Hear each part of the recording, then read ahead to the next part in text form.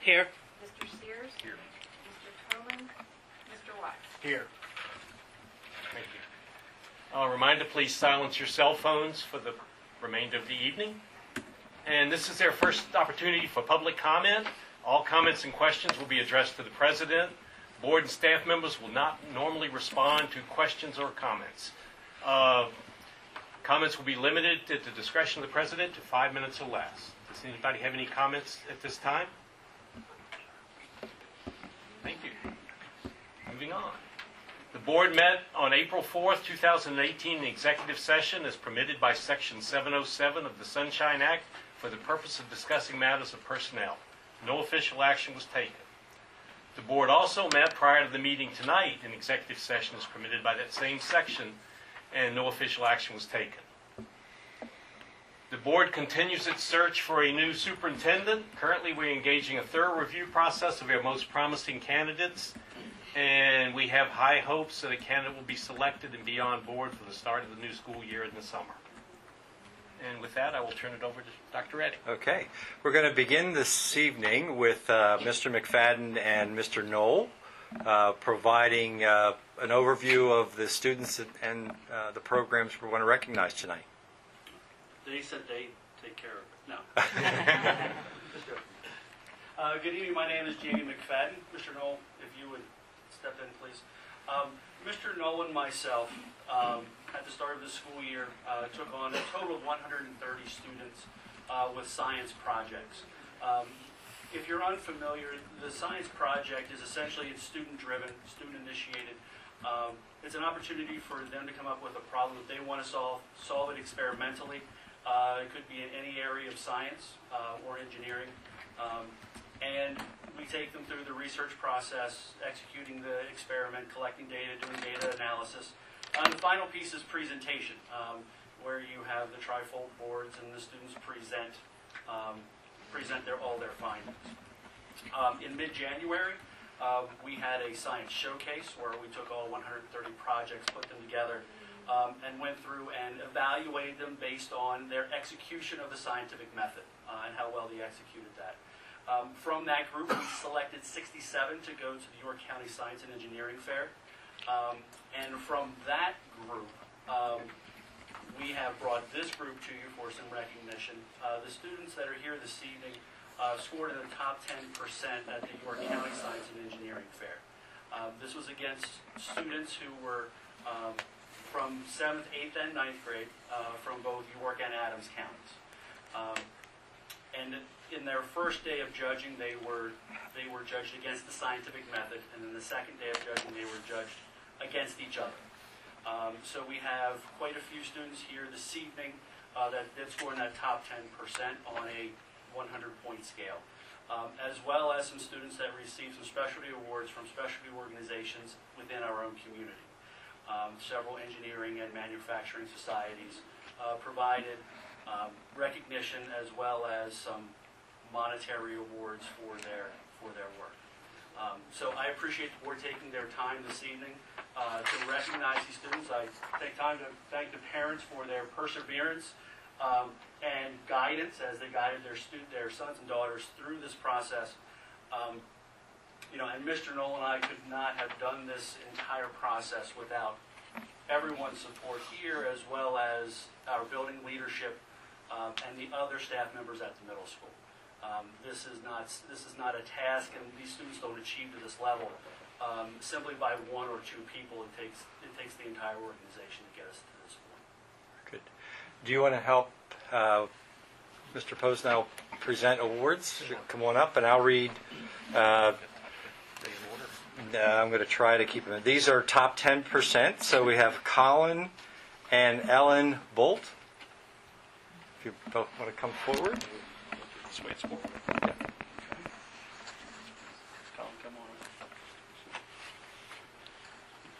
Daughter and son of Carl and Mary. Nice job. Ellen, congratulations. Okay. Kevin Clark, son of James Clark and Amy Clark.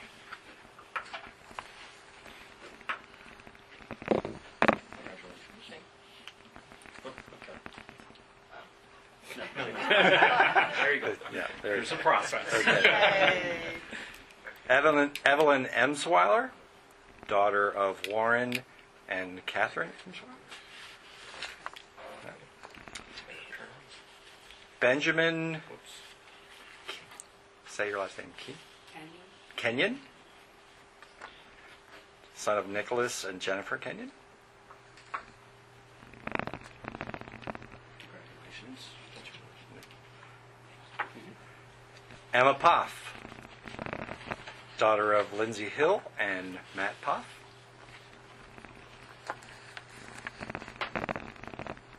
Congratulations. And we have some specialty awards. Matthew Allhouse received the Society of Manufacturing Engineers Award, the son of Sean Althouse and Jennifer Althouse. Congratulations. Claire Kearns, the Barbara Willis Award, daughter of Perry Duran and James Kearns. Congratulations. Congratulations. Benjamin, we should have gotten you while you were up here. Come on back up for the York Township Award. You got me first. Yeah, you got me first. Congratulations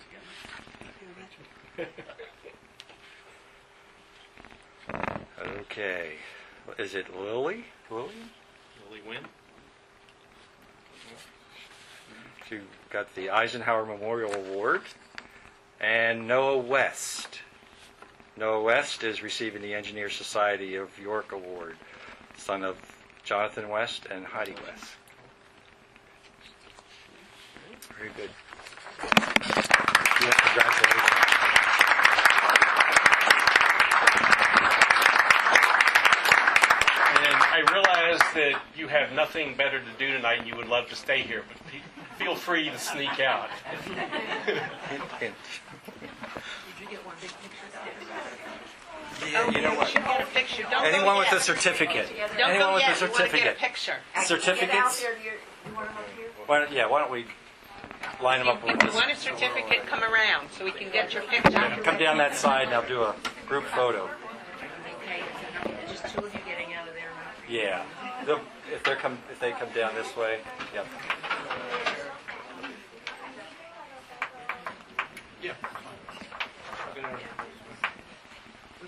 Wouldn't want our chief photographer.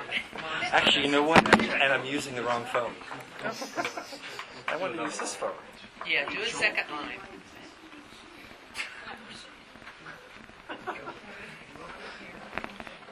Here, feel Got them free all to in one? step up if you want. Oh, I'm sorry. No, you're fine. Okay, everyone here? Congratulations. Yay. And thank you to the parents. I remember those days. They're not easy, so thank you.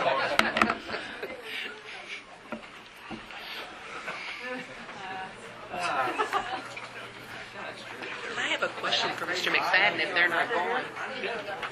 Grab him out in the hall.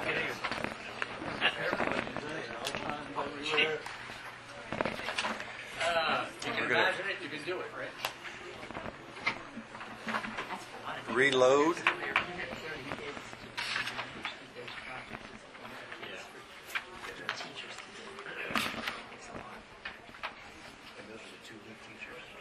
Yeah, they get an extra stipend. Still, that's all.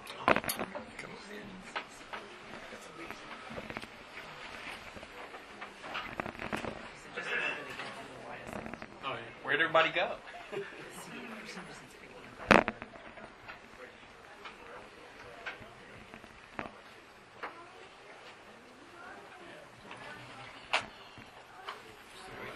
I just wanted to say thank you because it's not an easy job, you and Mr. Knoll both. And to ask, was that 6th through 8th? Were they Those were only 8th graders. all 8th graders? Those were all Okay. 8th graders. Okay. Yes, and that was the largest group that we've ever taken to the county science fair. Okay. And by far, we were the largest faction of students there. Oh, good. 130 is a large percentage of our 8th grade class. Yes. And through Dr. Krauser's leadership, we have brought in the science project footprint, where we're getting more and more students to go through the experimental piece and be able to present their findings and their information. You know, we found that the traditional lab experiences that we have are really good, but there really isn't this presentation of their knowledge and reflection and that piece, which we want to bring more students into doing. It's a good experience regardless of the Yes. outcome. Yes. That's really good, very good. I'd like to second that. Congratulations. Well, thank you. I regard it as Thank you. priceless to be giving these students this opportunity, and it's just fantastic for your suburban and Thank for its students. I joked about remembering those days, but my son hated that, but has reflected and realizes, you know, what a good, positive experience and how much he learned from it. So, Yes, even these students at this point would even also hate it? Oh, sorry. No. That's early on in the process. That's early on in the process. But as they reflect back, they understand what they have learned and how they've pushed themselves, and the skills that they've learned through that. And it's across all of the subjects that we teach, and they really start to see that interweaving and the connectedness of all of it. How long do they actually, from when to when do you use January? We start right about the first day of school with starting the selection of the problems or the project ideas, and then we conclude in mid-January. So we spend a lot of time early on in the year talking about feasibility, talking about researching primary sources, looking for selecting projects that are appropriate for the family, appropriate for the student that the student truly has an interest in, and then taking that and creating an experimental project from that. So their experimentation starts probably beginning of November, end of October. So are they given school time to do some, I mean, obviously there's preliminary work on resources and background. As you look at the entire project, about 85% of it's outside of class. And depending on the academic level of the student, we provide more support, and as needed in different parts of the project. Especially in the starting out portion, there's a lot of one-on-one conferencing. I would say we probably conference with each child probably 3 to 5 times through the process at least. So there's lots of conversations that go on one-on-one in talking about their individual projects, problems, issues, problem solving, those kinds of things. You're welcome. Very good. Thank you, James. Thanks very much.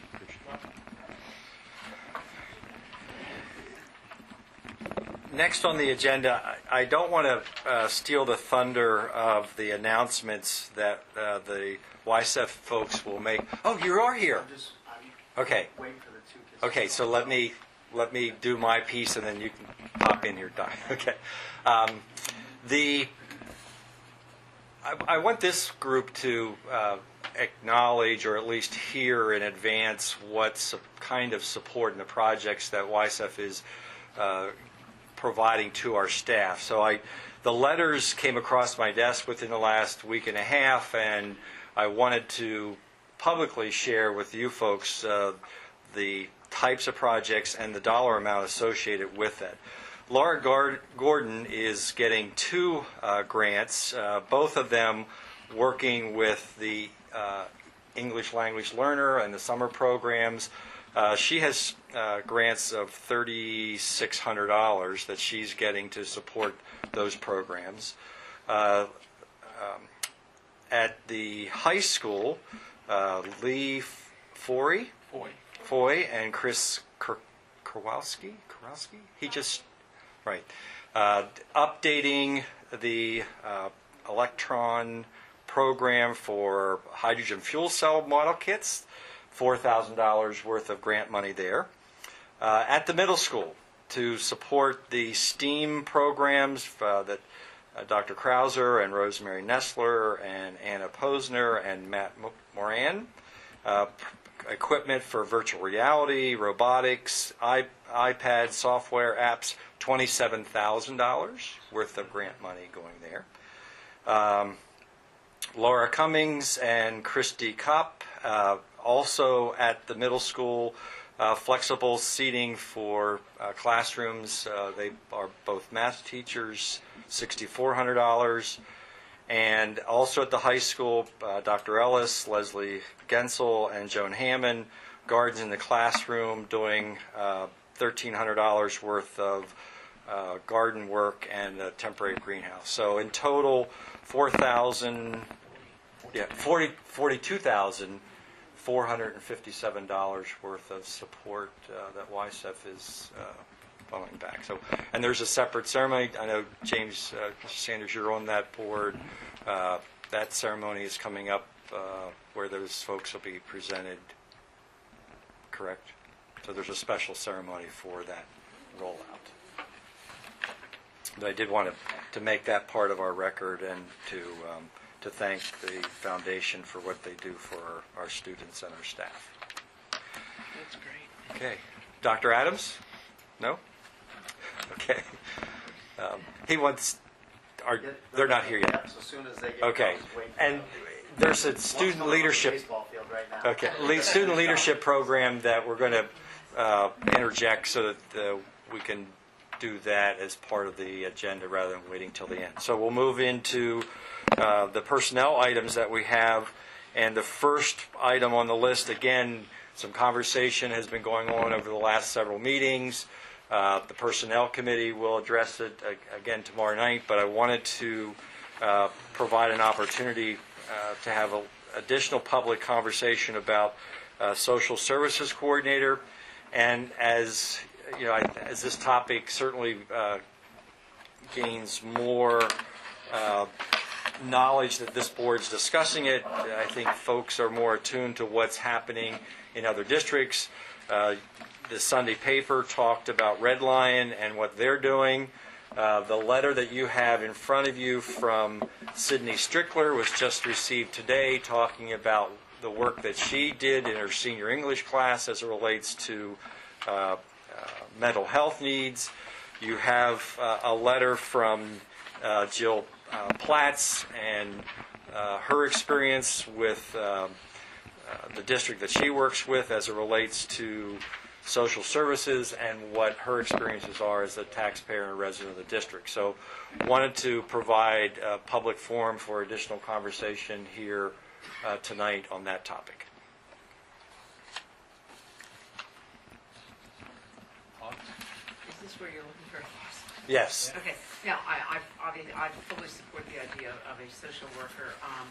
I would support having someone with a master's in social work and maybe even counseling as opposed to a coordinator,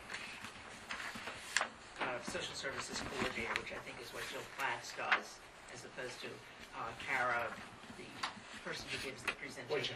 Wojciech, who gave us the presentation 2 weeks ago, who has a master's in social work, because then she is able to do the counseling and really herself and just jump right in wherever she is needed. So I fully support doing this position, and my support then is for somebody who has a master's of social work and the counseling capabilities as well. Kara was very active with the presentation that CTC did on mental health. Was very, very well done here. Last week?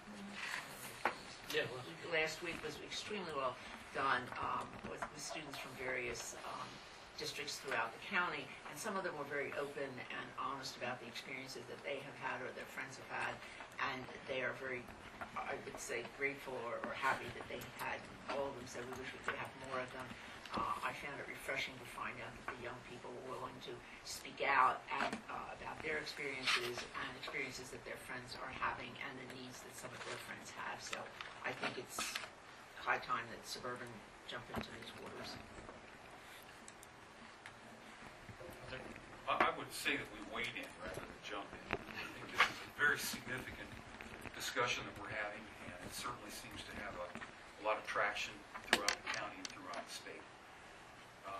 Some of the takeaway I got from the meeting, or from the presentation, was that underscoring most of what we heard was kids who wanted someone to talk to.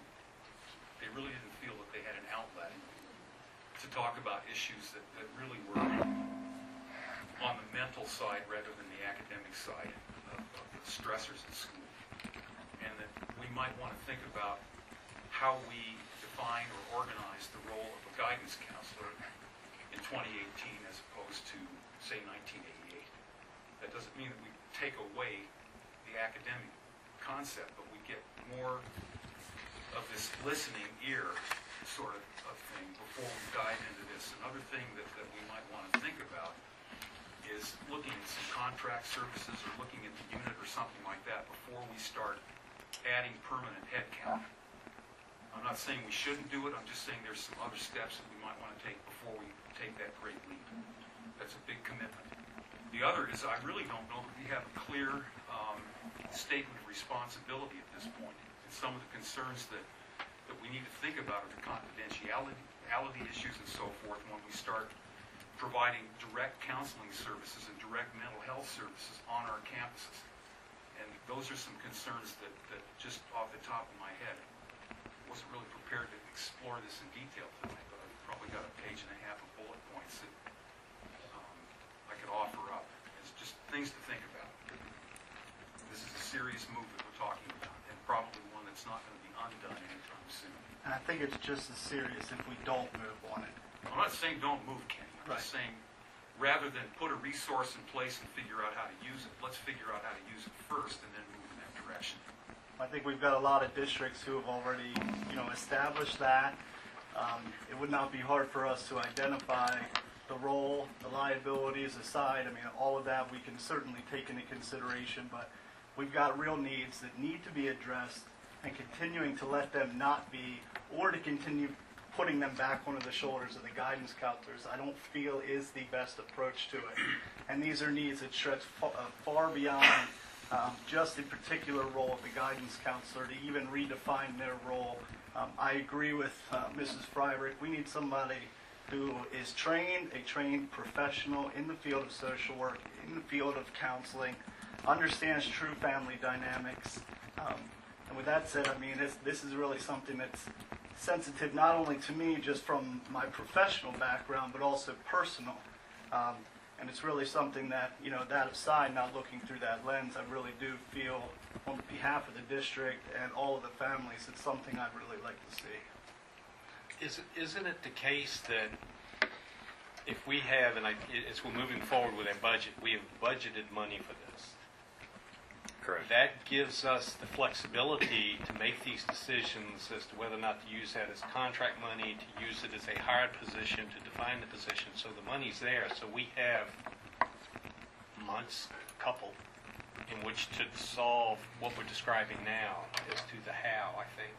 Because we've set aside a spot for this, however we choose to implement it. Is that an accurate statement? I will say, sorry. After you. I will say I'm a huge advocate for social services, for a social worker.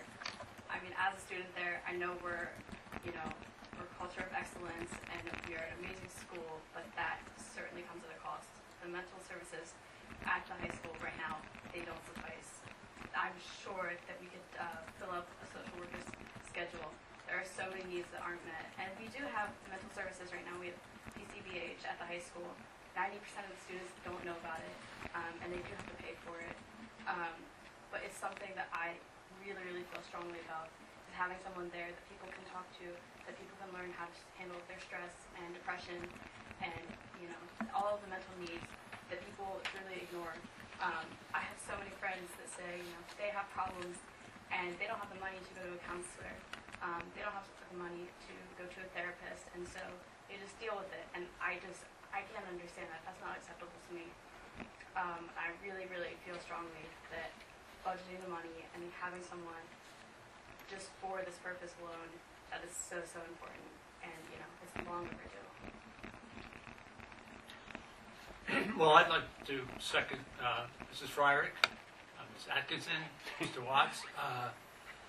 from my perspective, I know there are probably alternatives that we could look at, but I think, given the situation, given what we've heard from the students at the town hall meeting, from our student representative, from the letter from Sydney Strickler, there's clearly a defined need.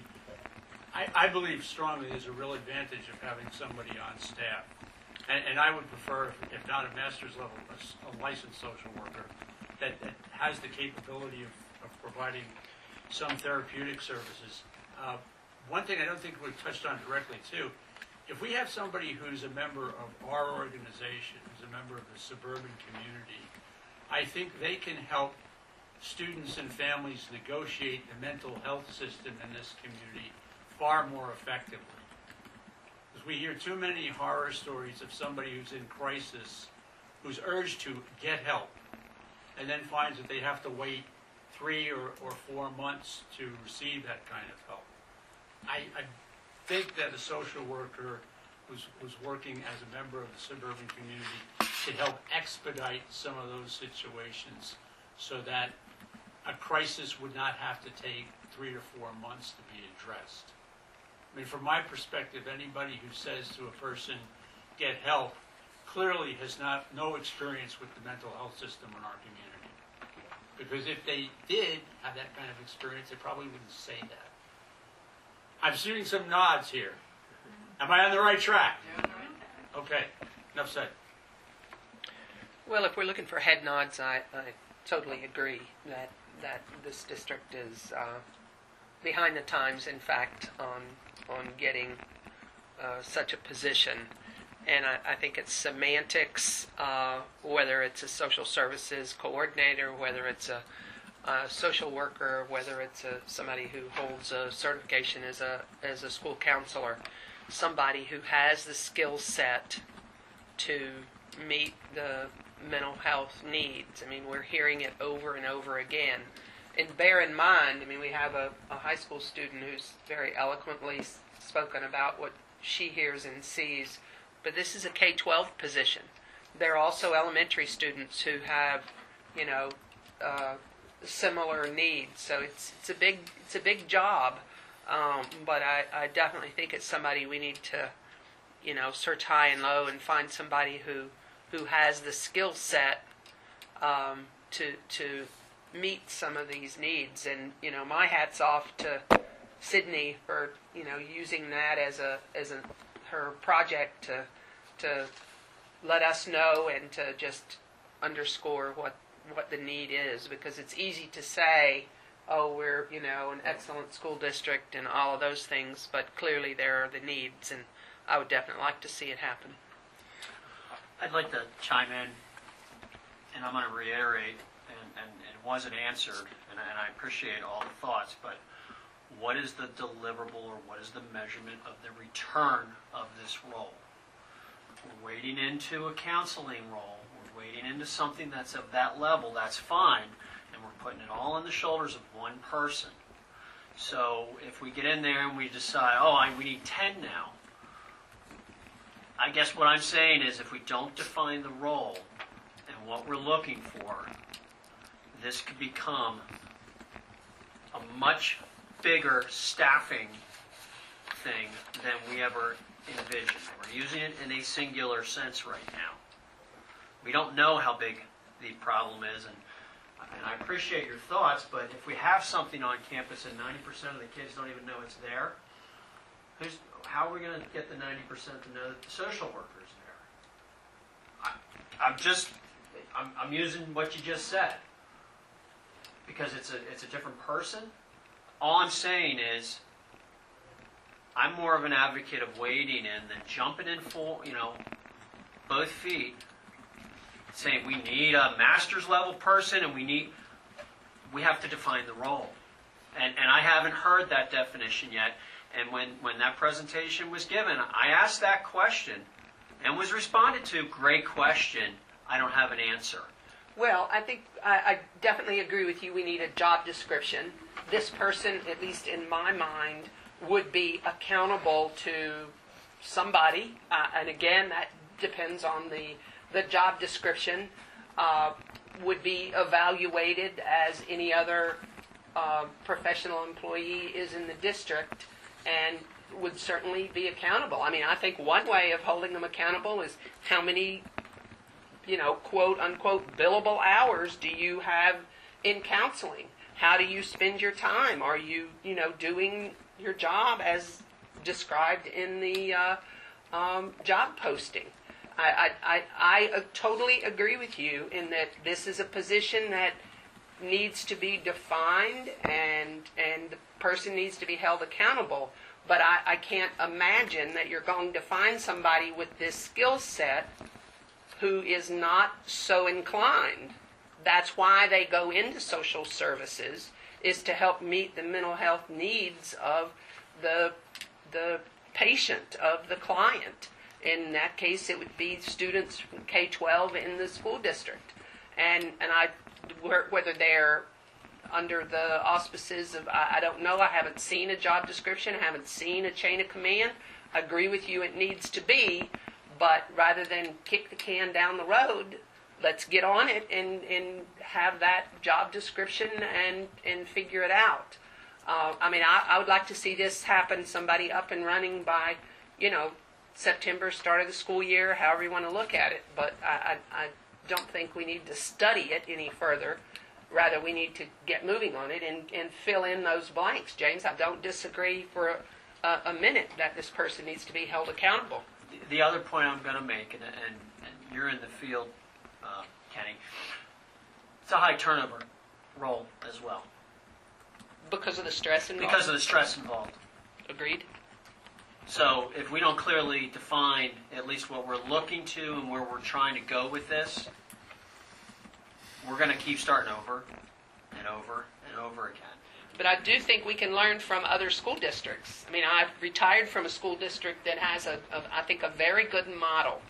And they would be perfectly willing, I'm sure, to share what they have learned. They've had people in place for 5-7 years in those positions. So I don't think it's a unique, well, I know it's not.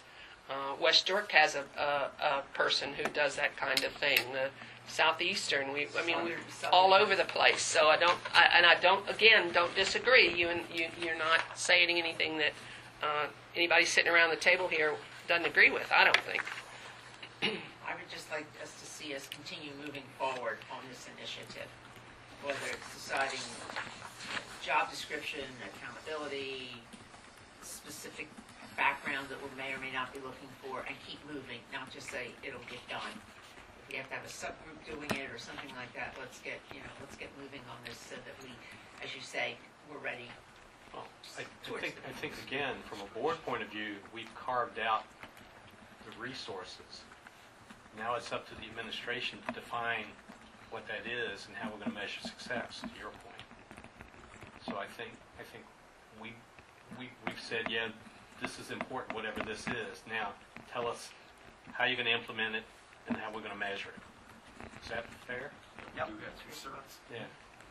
Just out of curiosity, Lois, then, how big is central staff?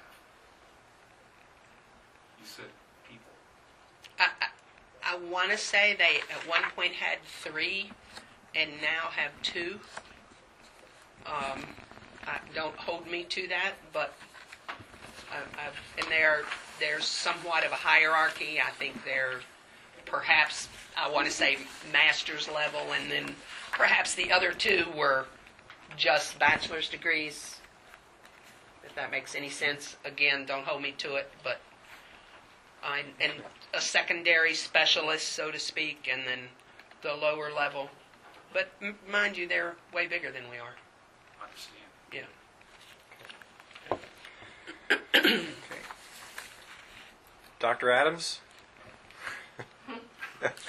Check. Okay. And we'll have some more conversation at personnel and begin to formulate what this may look like and how we get the implementation. Next item on the agenda, there's a hot link to the job description for the operational services position. As you recall, we are taking part of the current HR, executive administrative assistant, when that HR position goes into play, taking some of those duties, adding those to replace when the coordinator child accounting position, transportation child accounting, so the secretarial administrative duties, those are those functions collectively would be handled by this person. It is a budgeted position that's in the preliminary budget we're going to act on later, but this gives you more finite detail, and we'll continue to work on this between now and the 23rd when we come back for final approval of this position. Now, go ahead if there's... I'm sorry, I just have a question. Having looked over this job description, in the section of reports to, they're reporting to 4 different people. To me, that's a tough one. I just don't see how that happens, to have this person. And maybe we need to clarify the direct report parts of this. We can look at... It's probably, there has to be at least 2 people there, the coordinator of transportation and the buildings and grounds director are probably the 2 that are a lot of this direct has to do with reports. where this person is stationed, and how much time they are expected to give to all this, Good feedback. Because if you go and look on to what their goals are, they're managing the registration process. That's, We'll clarify that. yeah, just look at this. Thank you. And again, looking for feedback anytime between now and the next meeting. The coordinator of transportation is, again, the recommendation that we've had about moving that position, elevating it and the responsibilities to have that role. The specific details are located here. Pulling out some of the things that are over in the old job description that Dr. Ketterman has, depending on the function. Tense. Yeah. And giving you a sense of how that piece would all come together too. And again, we'll take a closer look at that at the personnel, and if there's any feedback between now and the next board meeting on that position. So a question just occurred to me. This is the position, the coordinator of transportation and child accounting, who will be responsible for filling out the records that go to the state in Correct. terms of attendance. Will this also be the person who we get word perhaps that residency might be an issue? This person will also go and do the visitation and to confirm that someone's actually a resident of the district. They would be in charge of that. Okay.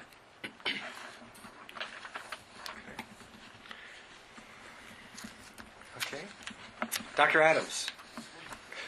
All right, well, good evening, everyone. Thank you for your patience and flexibility within the agenda.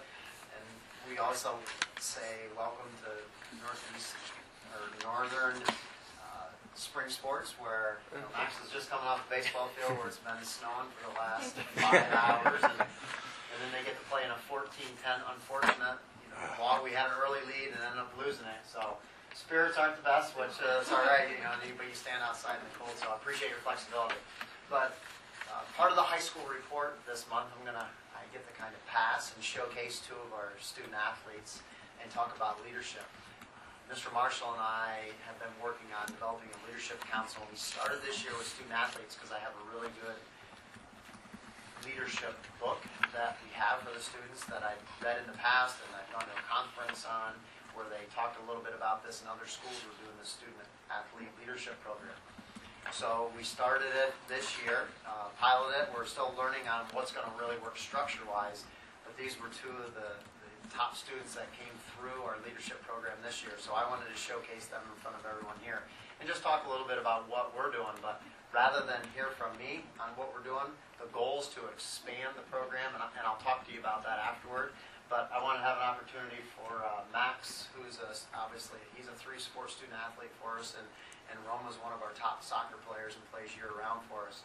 So I wanted you to have an opportunity to hear a little bit from them. So, guys, you just want to share a little bit? Hi, as he said, I'm Maxwell, and I think the biggest thing in the leadership program was the book. It really helped to condense everything into chapters, so it allowed all the young leaders that were there to realize the importance of leadership. My biggest takeaway probably was how to communicate with your peers in an effective way, and I learned that there's verbal communication as well as physical communication, and body language being the physical communication. I think that's a big thing, because if you have a positive body language, you can create a positive environment within a setting. And I just had an example out there on the baseball field. We were losing, and someone threw his helmet.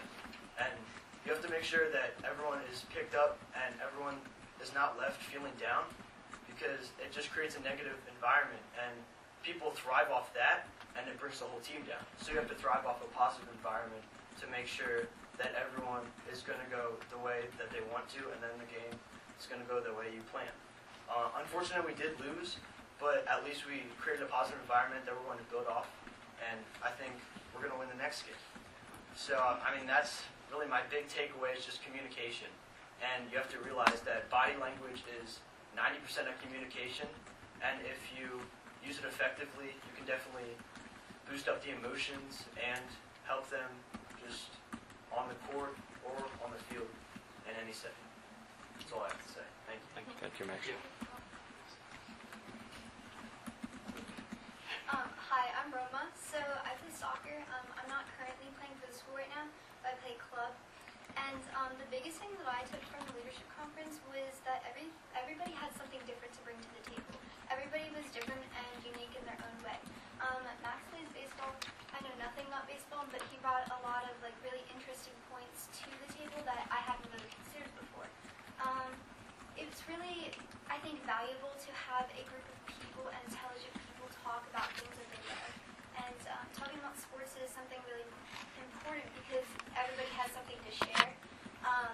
For instance, someone brought up about making mistakes. Everybody makes mistakes, and I think as a leader, people take it, they think about it too much about, oh, I'm a leader, I have to set an example, I can't make a single mistake, I have to be perfect. But it's not about that. It's about learning from your mistakes. It's from taking those mistakes and making yourself a better player. I also think it's very important to show not only by example, but leading through communication, whether you're the loudest person on the team or you're the person who goes up to the girl who made a beautiful assist. So an assist is like a pass.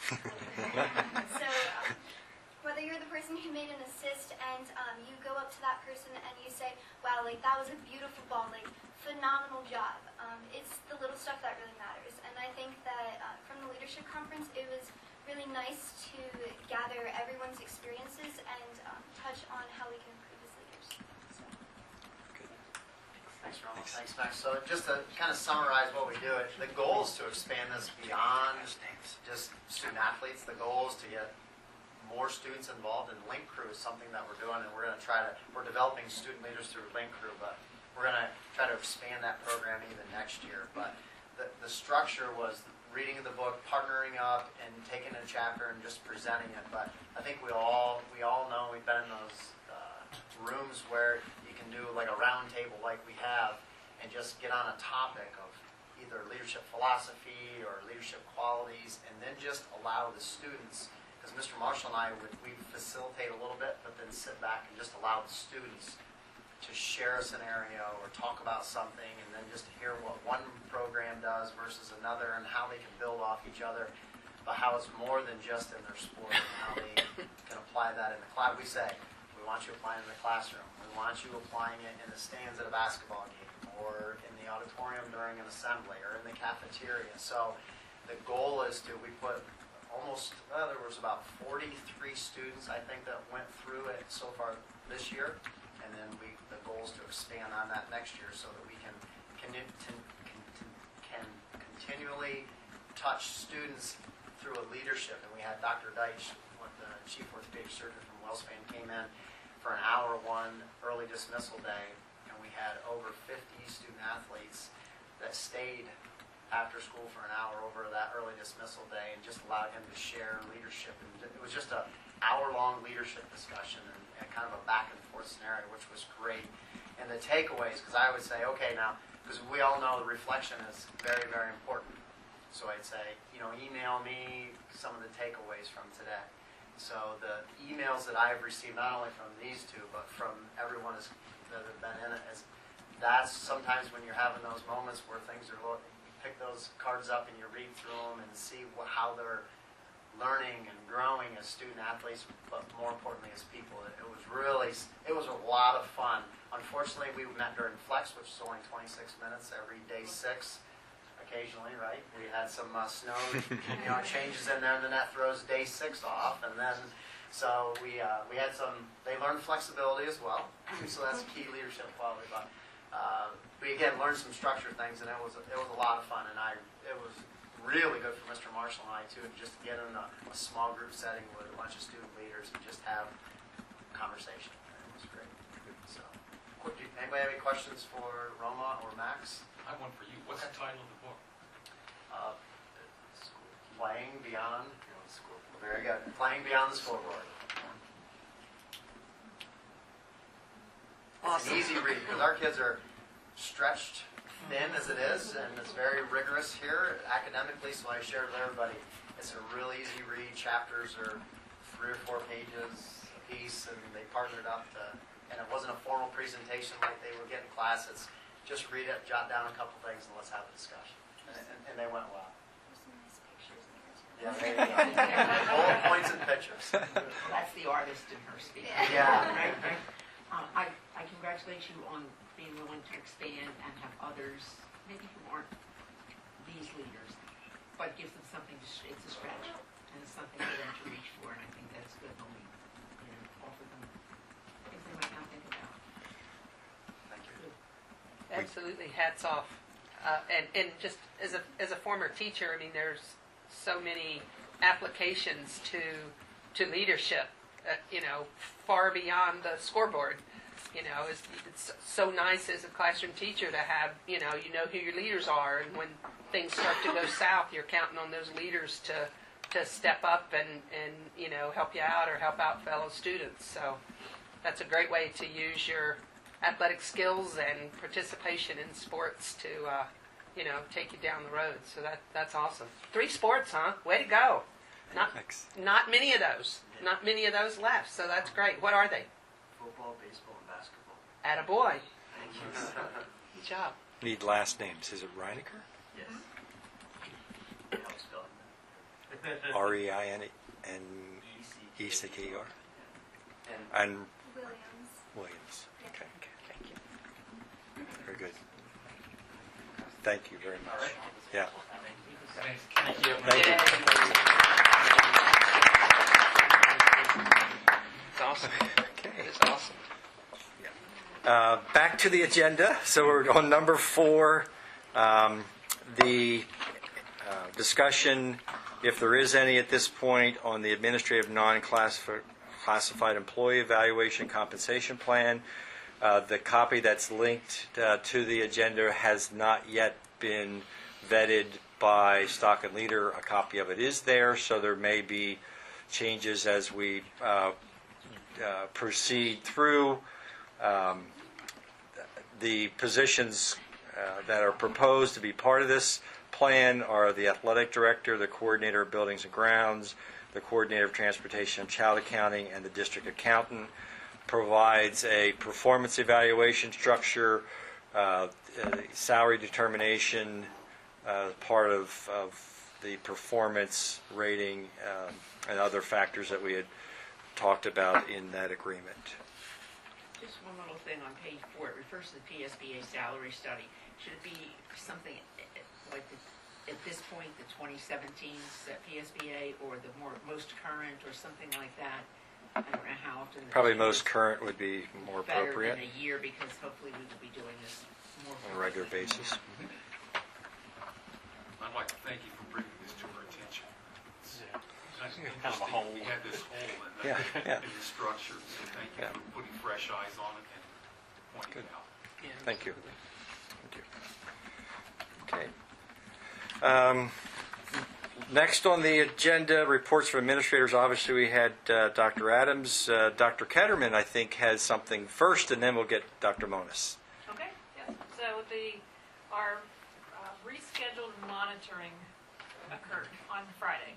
So we had a gentleman from the state come down, and he and I spent the morning together going through the 8 to 10 binders of documentation that I had. We went through Title I, Title II, and Title IV. Title III was a desk audit, which means I had to upload everything into the computer ahead of time, and he was going to go back to the office to review that piece of it.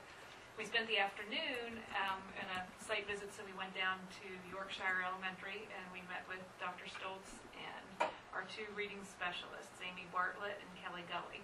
And they did a phenomenal job of just talking about their program, and they also had their binders of documentation and information and everything. But it was really a great opportunity for them to share what they do with kids. And then part of the audit also involved parents coming in, so then he was able to interview. And that's kind of a scary, you don't know what the questions are, like, are they going to answer? Do they really know that that paper was about, their rights and that kind of thing? She was golden. It was perfect. She's triplets. She was able to respond to the questions. In fact, we kind of joked about, like, oh my goodness, you would have thought we would have set this up, ahead of time. But again, we didn't know the questions. So it was a very good visit. It'll be a little while till we get our report. The one thing that he kind of said would be a corrective action that we were anticipating. Our policy with Every Student Succeeds Act, with the change in the federal act, needs updated. Dr. Redding was already in the process of updating, and I've been getting input from teachers and administrators and whatnot, and actually you'll be seeing it at a policy committee meeting coming up. So that will be an easy fix if that's all there is to it, but we'll have to wait till the report until he goes through Title III as well. So it was a very positive day. How long before you'll hear? I don't know that. How long it'll take until we hear. Just curious. I know Mr. Shirey told me it would be like July. I was a Yeah. little shocked at that. Yeah, I think they focus on getting them all of them. Getting them all done, and then the paperwork. okay. Yeah, because Yeah. they're out in the field doing their quota of federal Yeah. monitors. So. And and kudos to Dr. Ketterman being thrust into the position of prepping for federal monitoring and gathering all the pieces that are there. So he was a Fed. I didn't realize. Well, that. he works for PDE, but Oh. but they were looking at the federal programs, Oh, okay. and Title I is funds that we use for reading support in the elementary level, Okay. and then the other titles are part of that. Title III is ELL, Title IV is professional development, and Title II II is, we used for class size reduction. yeah. Okay. Thank you, Doc. Yep. Dr. Monas. Good evening, everybody.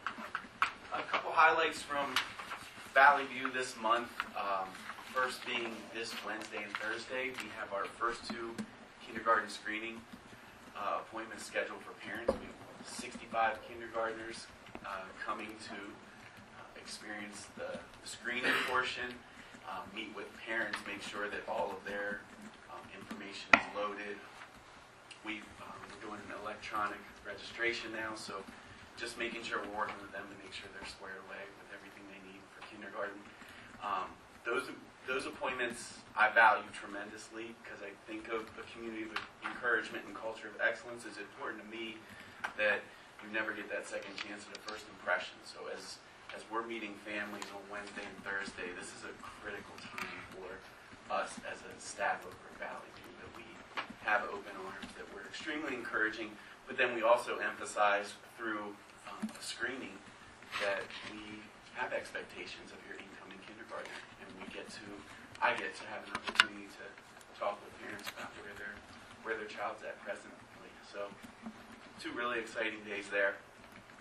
The other thing later this month, on the 17th, kindergarten is going to be doing their first yoga session with a yoga instructor that's been coming in all year for 1st and 2nd grade. Kindergarten asked to wait, and these last 2 months they're going to have a yoga session. YSEF is organizing and coming over to video our yoga sessions and do some work with Dory Meckley, one of our teachers. Sarah Reineker's involved, and another student, Liv.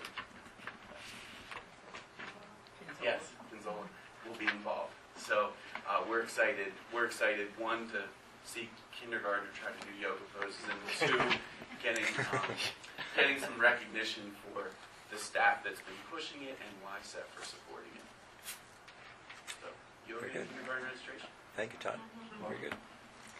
Okay, and I think that's it for our administrative reports. Ms. Mason. Thank you. I have a voting item here. The administration recommends board approval of a resolution authorizing the proposed final budget, display and advertising for the 18-19 budget. So moved. Second. Questions, comments? Yeah, what specifically are we talking about here? Is it this? Yes, PDE requires that this document is on display, and the numbers in this document represent the numbers that I've been going over with you through the budget comparison report every month. Is this still subject to change? This is still subject to change, but we have to have it on display for 30 days before final approval. In order to do that May 21st meeting, we had to do this tonight. At the 23rd meeting, we wouldn't be allowed enough time. Other? Is it going to wait to go up until April 21st, or is it going to go up immediately following tonight's meeting? Is this going to be May- visible to the public tomorrow? It will be visible tomorrow. I couldn't make it visible until the board elected to go through Right. with it. Well, now that once the board elects to go through with it, then it becomes available to the public. We have it here at the business office. Should anyone want to come in and discuss it, we also post it on the website. So the 2 documents you have, the PE 363, is what the public will see. This budget comparison report is the report I've been sharing with you on the changes that have been implemented each time I've worked on the budget. So there's not too many significant changes on this report this evening. The main thing is most of it's reclass, and the main change on here, this one this evening, is our STS contract that the board had approved back in February, I believe it was. That now pulls some of the money out of salary and moves it over to contracted service. So there's the changes that are associated with that. There's some other changes that I've made on contracts.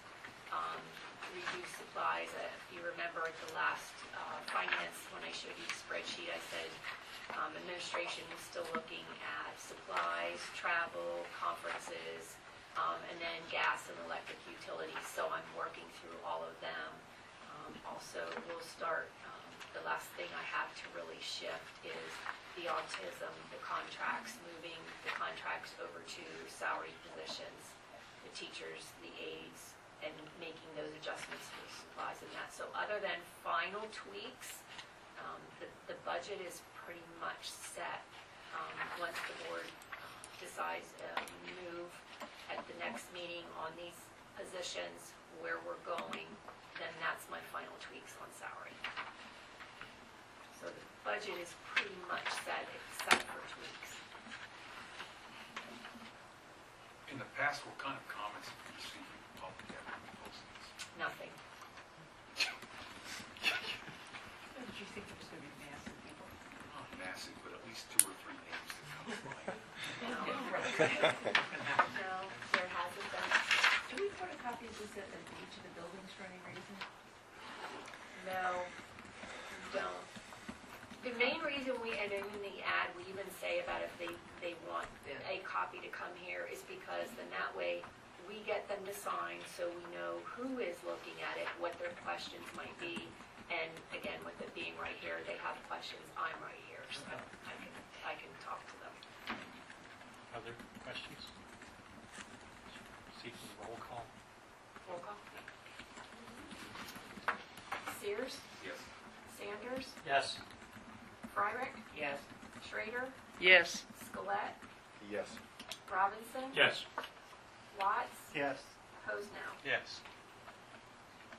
Thank you. The next two items I'll be recommending for approval at the April 23rd meeting. One has to do with the contract for the bond for the high school for their Snow Cone Winter Dance in 2019. The other one is for the renewal of our contract with Whitson's Culinary Group for the new board members. Last year, we did an RFP that was a 5-year contract, but the department requires that we approve their contract annually. It's a requirement that we have to fulfill with PE, and there's paperwork that goes with it. Surprise. Okay? And then the last piece is an informational item on the donation from the All Sports District Club for softballs. Can I just ask you that? Did we let it be known that we did not have money for the softballs? Or, I mean, this is a program that we support the softball team. Or did they just come forward and say, here, use this for the softballs? I can't answer that question the way you put it. I will talk with Mr. Marshall and get an answer. Just curious what brought that about. Ms. Atkinson? So I know I promised a better report on spring sports last time, expecting that there's going to be better weather, but unfortunately, I don't really know what's going on with them. Tennis team is undefeated 5-0, which is awesome. Track had they had their first meet last Friday against West York. Boys won and girls lost by 4 points, unfortunately. I know volleyball played against Central, and the unfortunate lost. I have no idea what's going on. It's so confusing. Spring sports. Yeah, lots of rescheduling. Baseball, Lacrosse, boys and girls lacrosse. Yeah, it's been, other than, fortunately we have turf and lights, so that's been somewhat helpful, but, and indoor, but I said our softball girls and the baseball team, they're going to feel like major leaguers before long because they're going to be playing 4 or 5 days in a row without practice, and they're going to see what it's like. It's been a very difficult, very difficult. This was only like their second home game, wasn't it?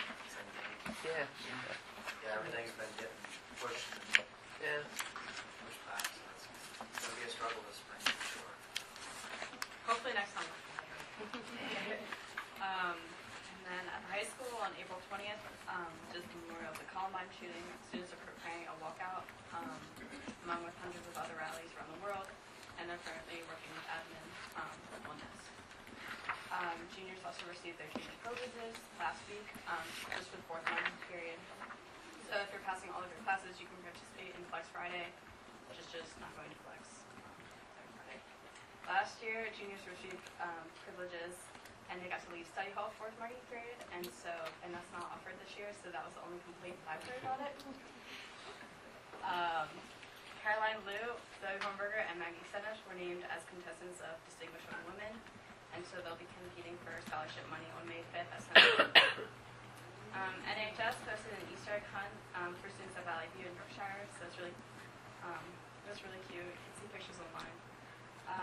And then the new 2019 Mini-Thon chairs were named last week, and they've already begun planning for next year's event. And then some York Suburban Middle School students competed at the York County Robotics Competition, and they placed second on the team. So.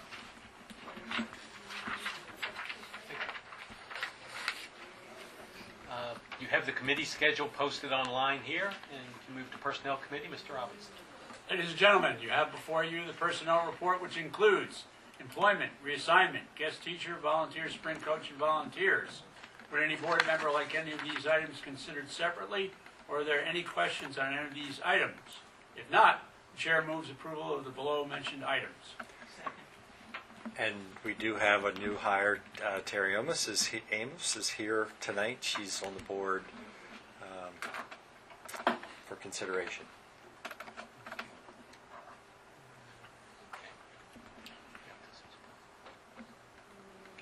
Do we have a second? Yes. Okay. Yeah. This will be considered a unanimous roll call vote unless there are votes to the contrary. Hearing none, motion passes. Congratulations, Terry. Welcome. Welcome. What's left? Lincoln Intermediate? If I may? Yes, you may. As you all know from our previous discussion, personnel meets tomorrow. It will promise to be a fun-filled evening. If you attend, bring snacks. There you are. That concludes my report. 4:30? Yes. Yes. Don't hold dinner. Lincoln Intermediate Unit report is posted. Ms. Farag? Wait, can we go back to additional committee reports here? You kind of Oh, it's blank. Okay. Just, it's one thing, facilities committee meeting, you just got your information today. It will be at East York at 4:30 so that we can walk through the building and look at what we plan for phase 1 and phase 2. We're going to have the architect and an engineer there or something like that. So if you go in the front door, we're going to be in the library. So I think that's pretty.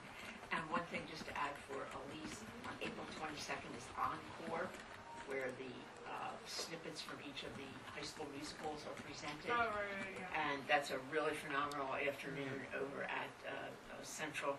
Again, you can get your tickets online, and each school comes, it's large schools, small schools. They pick a part of their musical to present, and then there are various awards. The best part is the 2.5 hours it takes them to move these kids on and off the stage, which is really amazing to see what they do. So if you're interested in high school musicals, this is a nice little recap of the season. Thank you. Want to keep going? LIU Joint Operating? Yeah, Joint Operating Committee, we did have a meeting last week. The security upgrades that I think that I had mentioned to you are being installed, and there's a move afoot to really review the entire building as far as security procedures. That's a big old building over there, the old Central High School, and so there has been some concern voiced, so we are we're probably going to do an audit of the entire building to see where we stand. Thank you. Okay. And York Adams I guess York Adams Keep going. Academy, yeah. We have a couple of new things beginning. We're starting to look at offering some mental health services, which follows, of course, some of the conversations we've been having here. We have a different type of student population, so we're looking at some ways that we could handle this. We are also going to institute and install what they call a new opt-out test for certain of our courses, that if the superintendent's group has approved us doing this, this would help them move along perhaps a little bit faster towards their goal to graduate over there. I'm also pleased to announce that Eastern School District is going to be returning as a full-time member. They had taken only partial membership for a couple of years, and Dr. Mike Snell from Central York School District will be our new superintendent of record, who's been a long supporter of our program because Dr. Pianowski, who is the superintendent of record now, is retiring at the end of June. That completes my report. Ms. Mason, York Adams Tax Bureau. Ms. Schrader, York County School Technology. Yeah, just a couple of things. Had a really nice recognition for the tech school from regarding its support. They currently have a faculty member who is out on military leave, and a representative, retired colonel from the Air Force, came and presented an award, just a recognition, really, in recognition of the sacrifice in terms of this faculty member being away from the school and being deployed. So, excuse me, I wanted to let everybody know. I thought that was a nice gesture to recognize the administration for their support. And also the enrollment and admissions update was given. They're projecting a full enrollment for next year of about 1,800 students, and an incoming class of 494, so just under 500. Out of that group, there were almost twice 824 students submitted applications, and 494 were accepted. So I think it's a great place and a lot of good things going on. If you haven't taken the time to read the mini board report that you get every month, take some time to read it, because a lot of good things happen there. And just a reminder, they're also our kids. They're also York Suburban students, and certainly important for our community. They're being taught expertise in areas that we as a community and society really, really need. So that concludes my report. And I would like to recognize their visitors and thank you for toughing it out with us tonight. And you have the board meeting and committee schedule posted online. And this is your last opportunity for public comment. Going once, going twice. I think we're adjourned. Thank you.